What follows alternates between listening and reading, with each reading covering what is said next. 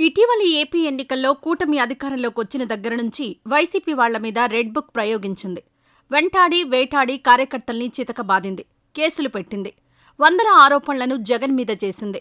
జగన్ ఇంటి వద్ద కూటమి కార్యకర్తలు హల్చల్ చేసిన విషయం తెలిసిందే. కొంతకాలం క్రితం వరకు వైసీపీ సోషల్ మీడియా కూడా చాలా డల్గా ఉంది.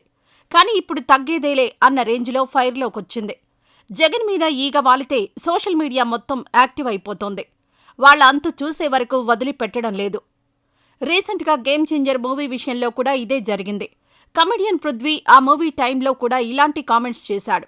గేమ్ చేంజర్లో ప్రస్తుత రాజకీయ పరిస్థితులను కళ్లకు కట్టినట్టు చూపించారు. ఇప్పుడు జరిగే మొత్తం స్టోరీని శంకర్ గారు 4 ఏళ్ల క్రితమే ఊహించి సన్నివేశాలు రాశారు. ఒకవేళ ఈ చిత్రం ముందుగానే విడుదలయ్యుంటే వైసీపీ పార్టీకి 11 కూడా వచ్చేవి కాదు, 0 సీట్లొచ్చేవి అంటూ కామెంట్స్ చేశాడు. దీంతో వైసీపీ సోషల్ మీడియా వింగ్ భగ్గుమంది. 3rd గ్రేడ్ నటులతో ఒక సినిమా ఈవెంట్లో మా పార్టీపై విమర్శలు చేస్తారా అంటూ రామ్ చరణ్పై విరుచుకుపడ్డారు. అలా పృథ్వీ వల్ల ఆ సినిమా ఫ్లాప్ అయింది.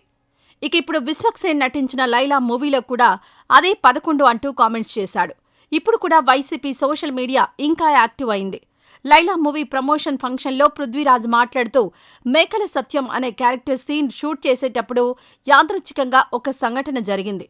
మొదట 150 మేకలున్నాయని, చివరిగా మేకలు ఎన్ని ఉన్నాయని లెక్కపెడితే కరెక్టుగా 11 మాత్రమే ఉన్నాయి. దీంతో పృథ్వీరాజ్ ఇండైరెక్ట్గా వైసీపీని టార్గెట్ చేశారని వైసీపీ నాయకులు, కార్యకర్తలు ఫుల్ ఫైర్ అవుతున్నారు. లైలా సినిమాను బాయ్కట్ చేస్తామంటూ ట్విట్టర్లో పోస్టు పెట్టారు. అయితే ఈ విషయంపై వైసీపీ కార్యకర్తలకు మరియు నాయకులకు విశ్వక్సేన్ క్షమాపణలు చెప్పారు. పృథ్వీ మాట్లాడేటప్పుడు తాము అక్కడ లేము అని, ఉంటే గనక వెంటనే మైక్ గుంజుకునేవాణ్ణని తెలిపారు.